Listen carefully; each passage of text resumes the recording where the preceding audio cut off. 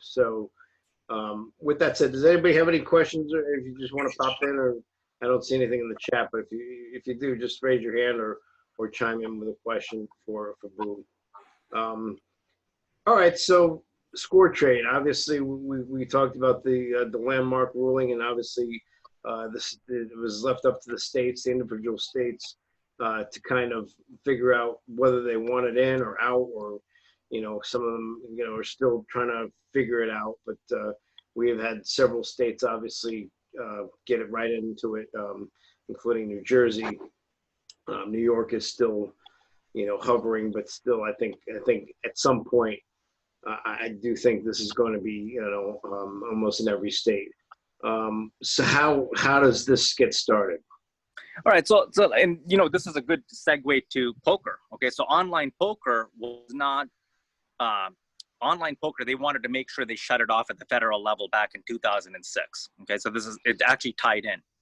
So in 2006, when they didn't have a federal prohibition against online poker, they still don't. Federally, online poker is perfectly legal. It's up to the states to regulate it.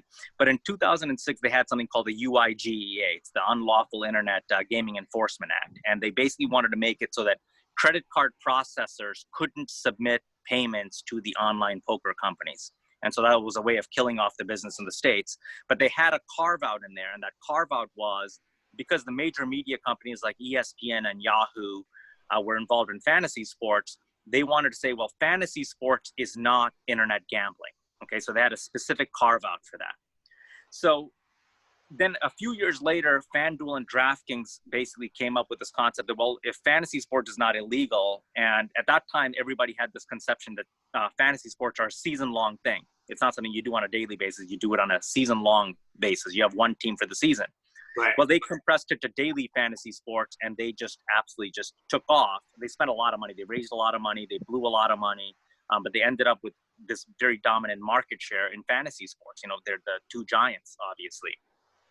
Well, when sports gambling all of a sudden became legal, and the reason why sports gambling didn't become legal, but the Supreme Court basically said, well, if it's legal in the state of Nevada, the federal government cannot prohibit other states from legalizing sports betting.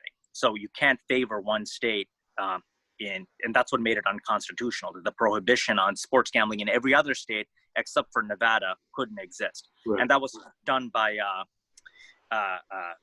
Chris Christie. Chris Christie, sued all the leagues and basically won that decision. This is another reason you got to pay attention to the news sometimes, just so you can follow how these things are going to happen. Right.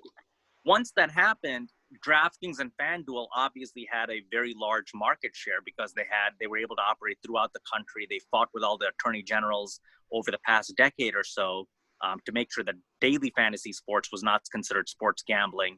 So they fought all those battles, and now they've become huge beneficiaries of the law changing because there's a adjacent market. A person that plays daily fantasy sports has a high tendency to make sports bets, sports wagers. So as a result, they ended up with very quick market share in places like New Jersey and other states as they're legalizing it. But the biggest thing with sports and sports wagering, I don't even like to call it sports wagering or sports gambling because it really is sports gaming. So what you're going to see now is it's going to converge much more so like a video game rather than what we've traditionally seen, like, a couple of guys over at a sports bar, that are collecting bets for the mob. Right. So it's not going to see, it's not like Giants -7 versus the Patriots, or Patriots -7 versus Giants, whatever you have.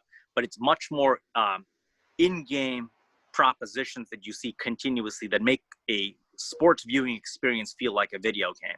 So is Aaron Rodgers going to complete a pass to Devontae Adams on this possession?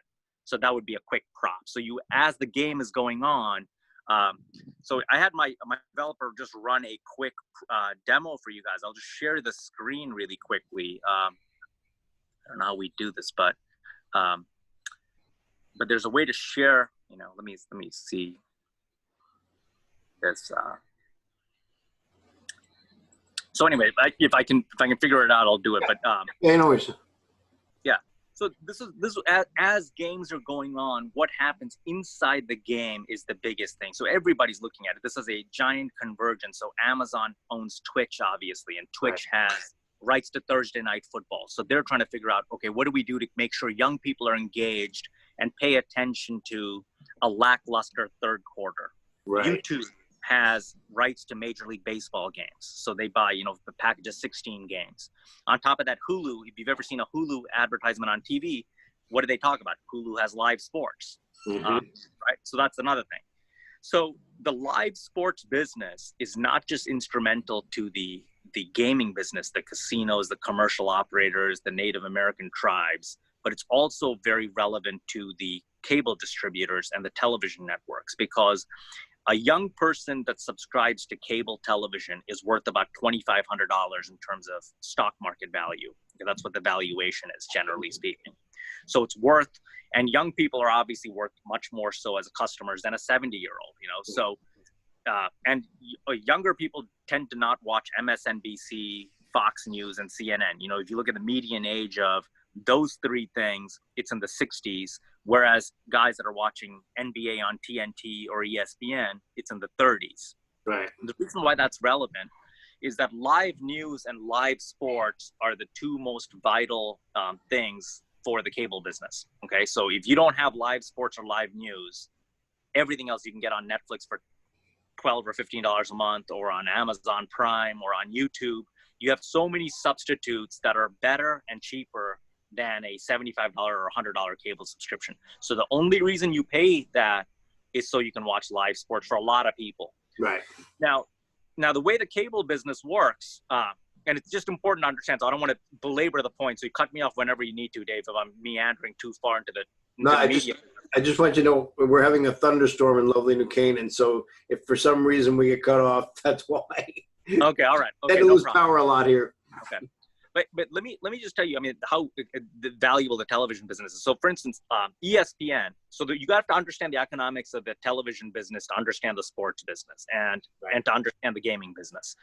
So if you look at ESPN, they spend about $1.9 billion a year, that's with a B, on the Monday Night Football package. Okay, and Monday Night Football, it wasn't like when we were younger. Monday Night Football now is second to Sunday Night Football. Monday Night Football is not the prime showcase, as we know, right? Monday night, okay. So Monday Night Football, so if you pay $1.9 billion for the Monday Night Football package, you're getting 16 games. They don't play the last season, last game of the year, they don't play it. You're basically looking at about $120 million a game, $120 million per game for the broadcast rights. Can you just imagine that? You get like Jacksonville, Tampa Bay, and you just paid $120 million for that. And 10 minutes after that game is over, it's unwatchable. Nobody watches an old football game, right? So the vast majority of it is live viewing. Just to put that in perspective, because when you get these large numbers, you don't often get them, but $120 million is more than what it cost to produce the entire first season of Game of Thrones. Wow. So just imagine that. To produce an entire season of Game of Thrones, which is an incredible television, uses dragons, all kinds of very expensive special effects, big sets in Croatia, all types of things. And where you own the library forever, you own the show forever. People can watch season 1 of Game of Thrones now and it's still good. And that cost less than $120 million. And yet one game costs $120 million. Well, how can you afford to spend that? Well, the reason why you can afford to spend that is 90 million households in America have cable television. And those, every time you pay your cable bill, $6 of your cable subscription per month goes to ESPN. So that's about $550 million a month that they're getting from all the cable subscribers in the United States. So that's about $6-7 billion, obviously. And so that's $7 billion, and that doesn't include the advertising. So $7 billion plus advertising. And so that pot of money, how do you defend it unless you have programming that people desperately want? And that's the NFL with Monday Night Football. On top of that, you get NBA, you get some baseball, and pretty much now you got people that are sports fans that have to get locked into ESPN. Right. So one of the reasons why they want to lock this, one of the things that they're looking at, every single cable network, every single television network that has sports is now looking at, well, how do we gamify the viewer experience? What do we do to make sure the young person is tuned in? What do we create for them that allows them to have an interactive component, just like the way that you have a chat or you have a Twitter or anything like that? Everything is about, two-way interactivity. How do you create that with with sports. And that's one of the reasons why this has been a really huge boom, beyond just something that you would just, if sports gambling became legal in 1995, for instance, it wouldn't be received the same way as it is in 2020. In 2020, it is literally dictating the future of multiple converging industries. Absolutely. And so we're here now. What's next? Well, I mean, because I think a lot, and you're right. I've said this for many years. You know, when you asked me about the NBA before, I used to say about David Stern, you know, he's a brilliant marketer, but he wasn't marketing to me. I had come out of that demographic of the person that he wanted for his fan, you know, because of the very things you're talking about. In the marketing, not just, you know, obviously the retail or the things that they're buying, but, you know, and I have a 21-year-old son, so I see it with our students. What, you know, and by the way, I'm sure you know Doug Perlman, also from New Canaan, the sports media advisors, because this is what Doug does. I mean, Doug works he used to work for the NHL, and he works with a lot of the leagues, and he basically, they ask him, you know, hey, you know, where should we be putting our money? Where should, you know, and I'm sure a lot of this is right up his alley. So, you know, where are we in terms of, you know, everything you're saying and going forward from there?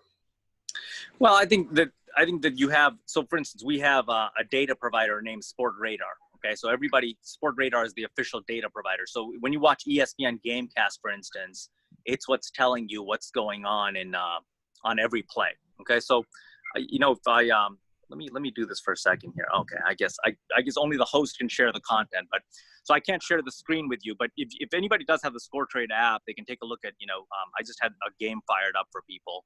I'll try to see if I can let you do that, Boo. Let me see if I can do it. You go ahead, keep going. No, it's okay. Don't worry about it. I mean, the people can take a look at it in their after hours. So I'll just explain it. But one of the things is, how do you get, this has to do with the data science and the data analytics business. So what we do as an entity is we're trying to figure out, we're building the best in-game prop engine possible. Okay, whether you want to use it for free to play interactive games, whether you want to use it for fantasy games, or whether you want to use it for regular sports wagering, ours is all about using data analytics to create really fun games.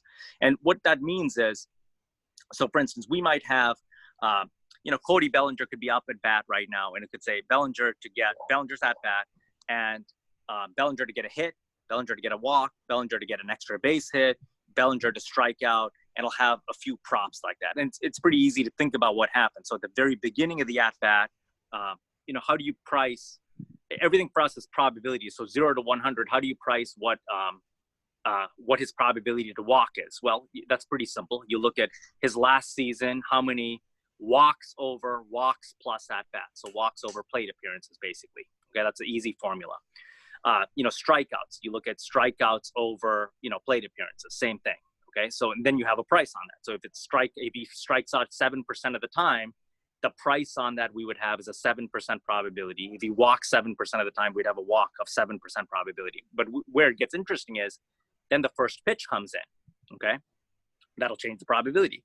If he's on a 1-0 count, you know, the chances that he's going to walk might go up to 14%, 15%.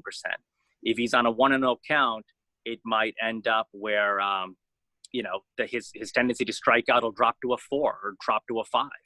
And then let's say the next pitch comes in. So we're pricing that probability really in real time. As soon as that pitch comes in, it changes the entire probabilities of what we have. You know, then if the second pitch comes in, so the way we price it is the second pitch comes in and becomes a 1-1 count. Well, now on a 1-1 count, that we could look at that as, that's not quite a neutral count. You know, his tendency to strike out on a 1-1 count might actually be higher than what it would have been at before he took a pitch at all. So it could be 8%, 9%. So the way we price a probability like that is we look at what Bellinger did last season. If he's had maybe 100 at-bats this season already, we'd say, okay, let's use this season's statistics compared to his career average, compared to his last season's average. Then we'd look at the starting pitcher that he's facing. So if a starting pitcher that he's facing has a tendency not to walk very many batters at all, we would basically figure out some type of an average between the two. So if the pitcher that he's facing against right-handed hitters doesn't give up very many walks, doesn't walk very many guys, we would weigh that versus Bellinger's tendency to get walked. And then we would look at the count again. And then once we get, let's say, a 2-2 count, we would look at the historical database that we have and say on a 2-2 count, what is the average hitter? What happens? And what's the game situation? So then now you got to also look at the game situation. You got a runner on second base with an empty first on a 2-2 count against a hitter with that type of a batting average. What is his tendency to ultimately get walked? Because you're not going to be very aggressive against a hitter like that in that type of a situation. So all of these things that we would know as baseball fans, you're trying to model it in the data. You're trying to instruct the computer. You're looking at a 300 hitter that that has a tendency to hit home runs in a tight ball game with empty first base. You wouldn't do this. So those are the types of things that you're trying to design learning algorithms so that when we're putting out prices, it knows it automatically. And this has never been done. It's always been a few guys in Las Vegas that are sitting around setting lines. Well, it's easy to set a line on a game, 7-point spread, 6.5 point spread, 3-point spread. If you have a week to think about it, the injury situation, all that. It's much harder to do in game. Is Brady going to have 100 yards in the fourth quarter passing? Okay. So these are the types of things that from a data science perspective, these are the things that we're doing at Scoretrade, trying to come up with these types of things and trying to come up with these fun propositions that are impossible for a human to price, that have to be priced by a machine. So let's say that you're looking at, and these are fun things for your students to think about, is that let's say Brady to throw 100 yards in the fourth quarter. This is a scenario I was running with my son the other day. Well, it depends. Let's say that he's got, you'd have to know the score. Right? If they're up by 14 points, it's a 28-14 game. Tampa Bay is winning. He's not going to throw for 100 yards. If they're behind 28-14, he's going to throw for 100 yards. Might throw for 100 yards, much higher probability.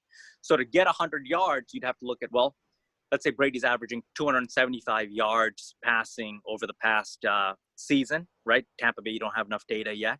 So you'd have to say, okay, he's averaging about 68, 70 yards a quarter.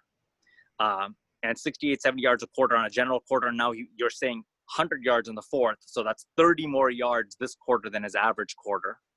You'd have to look at what kind of a defense he's playing. It's the defense he's playing the Bears or playing a really, really good defense. Is he on the road? Is it wet? Is it raining? What do the game conditions look like? Has he been off target earlier this game? Is his number one wide receiver out? It's like his favorite target. If Gronkowski ends up his favorite target again this year and he's out, how do you weigh that and how do you factor that in?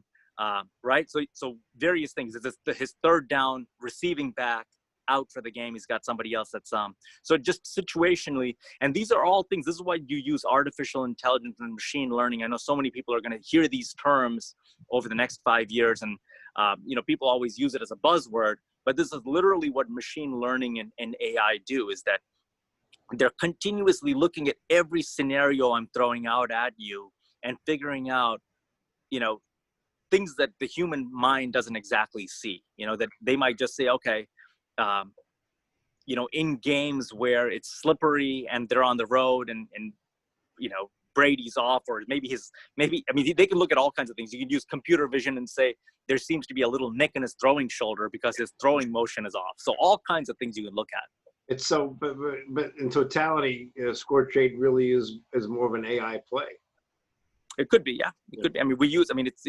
It's too buzzy to say AI play yet, but that is exactly what we want to do. We want to basically create, because if you're trying to create a game out of something and not just, hey, our Patriots going to win, Giants going to win, right? You're trying to create a game out of something in game.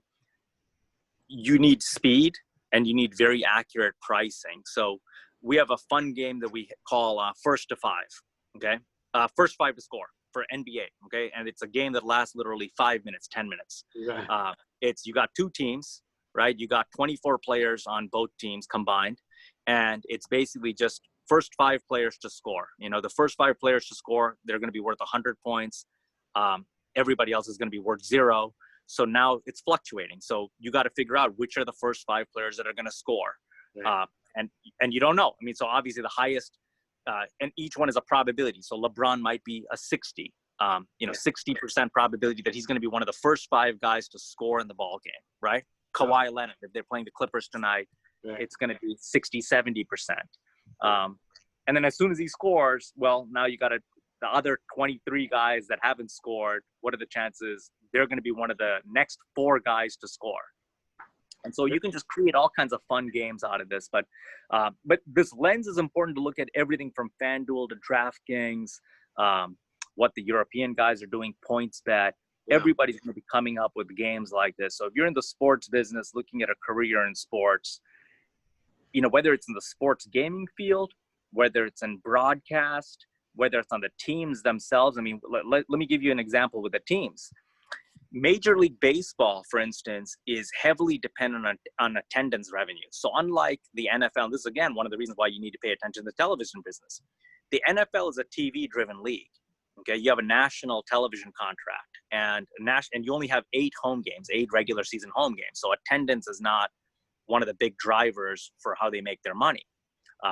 They get a national television deal where the Green Bay Packers and the New York Giants, they both get the same amount of money, which is not the case, obviously, with the Milwaukee Brewers and the New York Yankees, okay, because they get local television deals. Well, when you have 81 home games, you got to try to bring people into the stands. And baseball has a real problem. The median age of a baseball fan right now is 57 years old, and as a result, when you got young people at the stadium, what do? I mean, you go to a young stadium and you watch 13, 14-year-old kids, they're on their phones. They're not even watching the game, right? They want a hot dog, some popcorn, and their phone. And so if there's a way to run contests as to what's happening on the field, what kind of prediction are you going to make based on the game situation? Yeah. And they could win something. They could win a seat upgrade or a popcorn or a cotton candy or whatever it is. And you gamify that in-stadium experience. That's another thing. And those are all the things that can be driven off of Scoretrade, the data. So it doesn't have to be a gambling play per se. Not at all. Yeah, I got you. Okay. Not at all. It's funny you mentioned, not funny, FanDuel, obviously. FanDuel literally started at our career fair. We had a career fair we used to run every November. And they had a table there. This is maybe, I don't know, 5, 6 years ago. And nobody knew who they were. Nobody. In fact, we were like, what do you guys do? What are your thoughts on those? So FanDuel is now really kind of getting into the casino game, aren't they? They do more on the casino stuff? They are. Well, FanDuel is owned by a company called Paddy Power.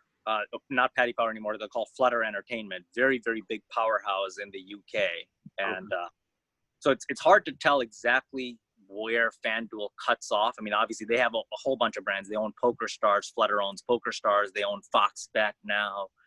They own Paddy Power in the UK. That actually has like small gambling shops. So there are a number of things that they do really well. But FanDuel is still largely going to be fantasy and going to be sportsbook, but they are getting into the iGaming business for sure. I'm not a big fan of the iGaming business. I think that the iGaming business means like online slots, online casinos, and those kinds of things. Yeah, I get you. I just don't think that's nearly as fun as what's happening in sports. And free to play is really, really huge. I mean, in terms of March Madness brackets, everybody from really very sterile, very wholesome brands like Coca-Cola run big March Madness contests. So the free to play component is very big as well. But FanDuel is a very strong player, though. Okay, and so, but the end game, and for the gambling piece per se, we have obviously you're talking about the prop bets, and that's it. So if you're in game and there's a prop bet, a lot of people are concerned about, especially if it's a game like I don't know, tennis or. But I had a buddy of mine who's big into soccer. Premier League and all that stuff. And he said he was at a game, he's a big Chelsea fan, and one of the prop bets was who was going to have the first throw in. And he said, he said it was really odd because the game started and the ball went out of bounds and somebody who you would never expect ran right over and threw the ball and everybody's like, wow, wait a second.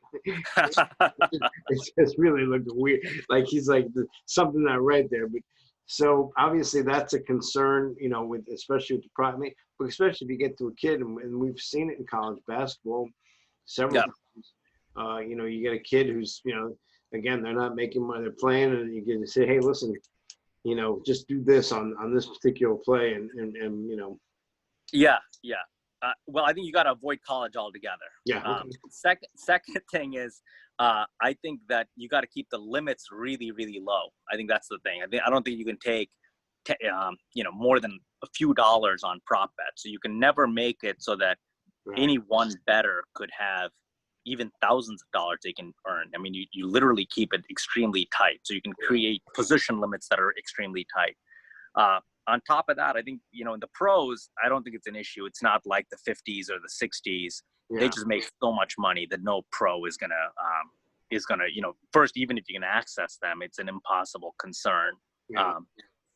And second thing is, these are all dynamically generated. That's the other thing why you need AI, because you don't know whether the AI is going to generate this prop bet or not. Right. So here you are, doing this, and the AI might just not be interested in throwing out that prop bet today. You just don't know. It might be, on first down, you keep expecting a prop to be thrown out, Rodgers to complete 2 passes on this possession, and that just doesn't come up because it's, for whatever reason, the AI finds other bets that have greater volatility to it.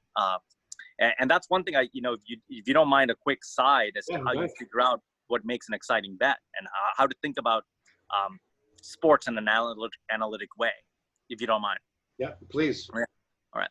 So when we think about, let's say, the end of the game, and you think, what's an exciting game? All right. When you think, oh my God, that was just an insane game, right? We've all said it. Any sports fan just comes away after watching the last 5 minutes of a game and just thinks literally that was nuts, right? We all have that.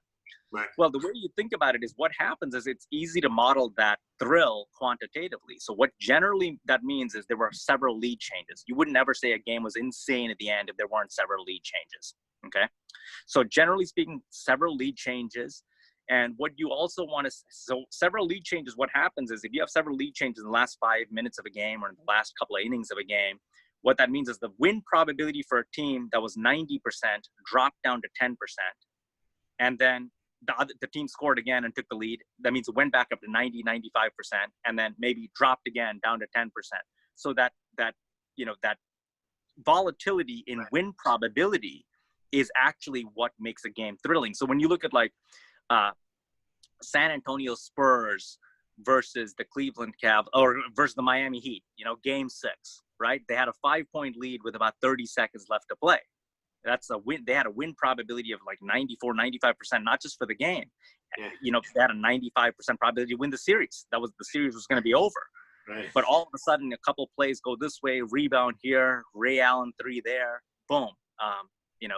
They win. Miami Heat ends up winning that game, and so that's that volatility.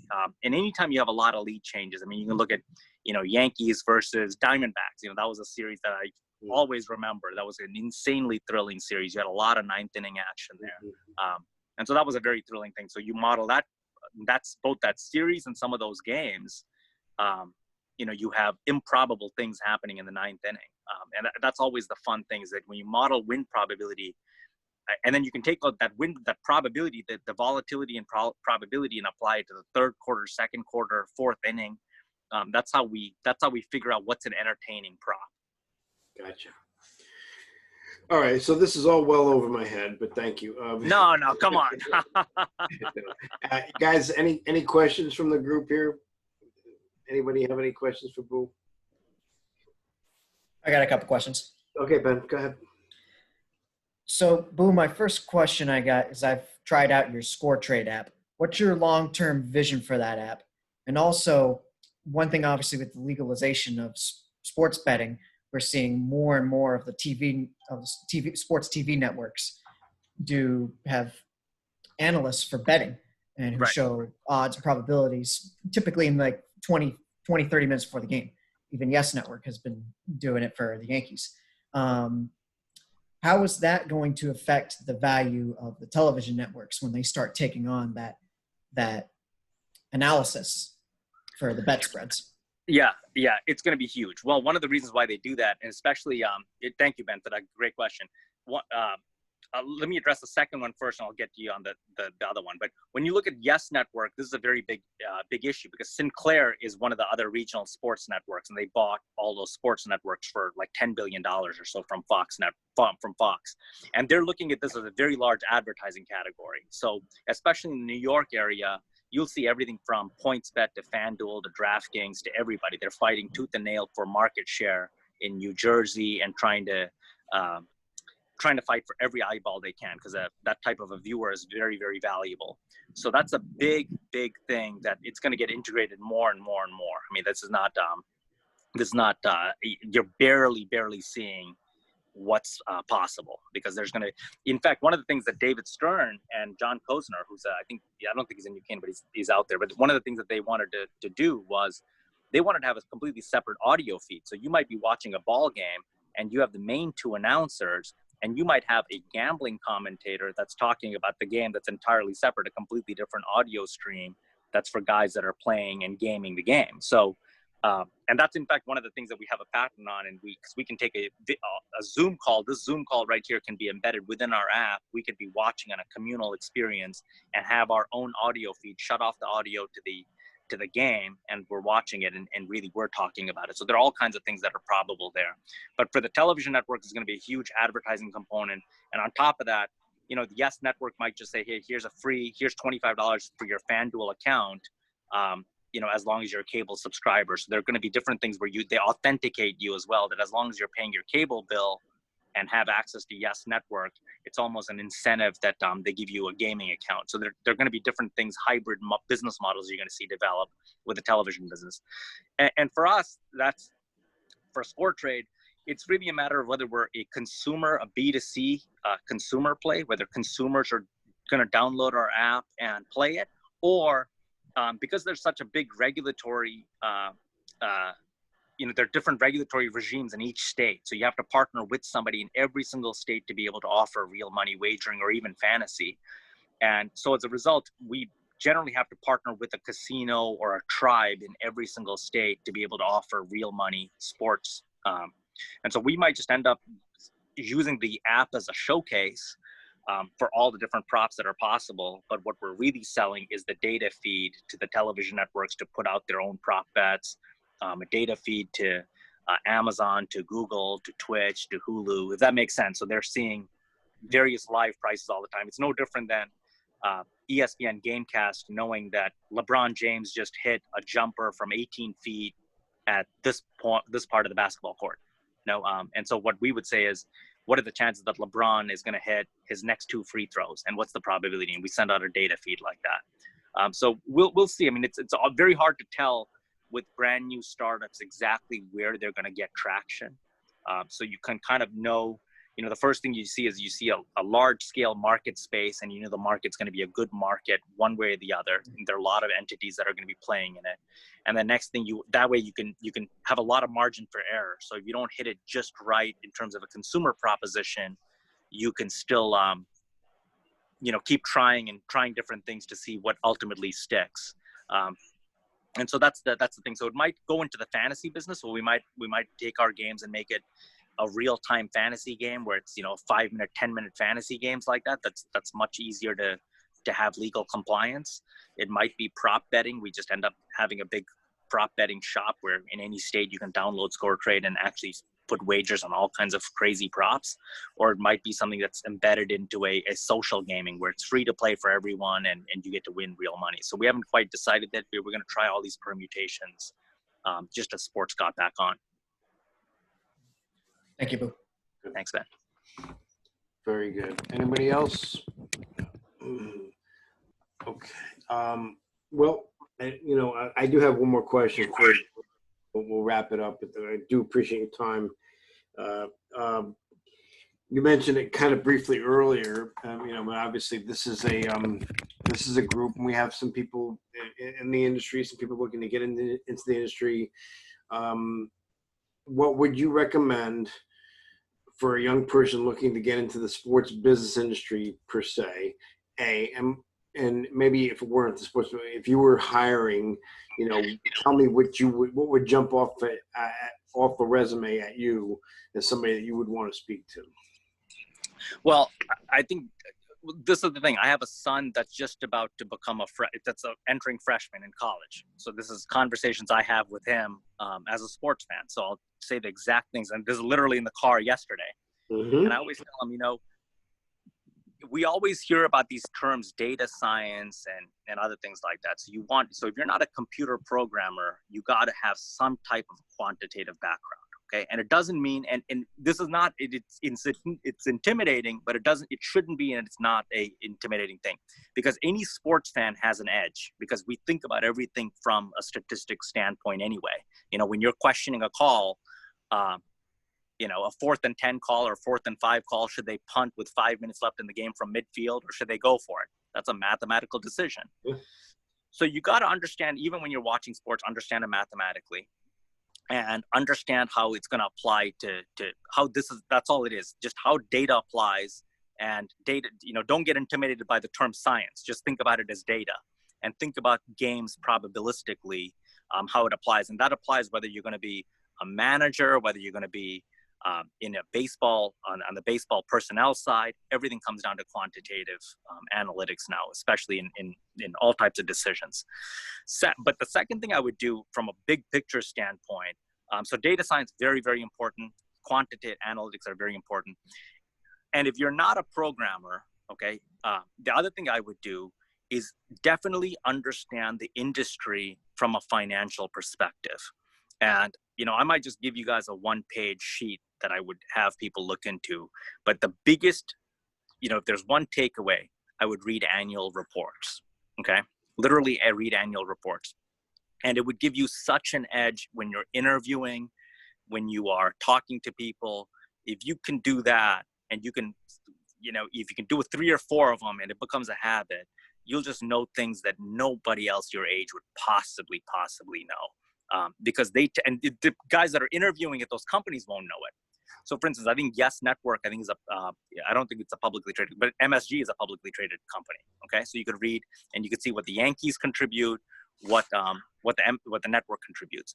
You can look at Disney and go to the ESPN section to see what those guys do. You can read DraftKings annual report. Pull that up today. Do it.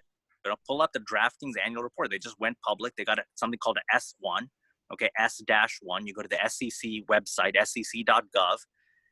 Go down there, type in their ticker symbol, and you'll find their S1 and literally read of what they're worth. They'll tell you a company. You take a look at those. I think it'd be very, very interesting. It'll tell you all kinds of things that they want to know. And that's that would be the biggest insight that you can start doing now in developing your career.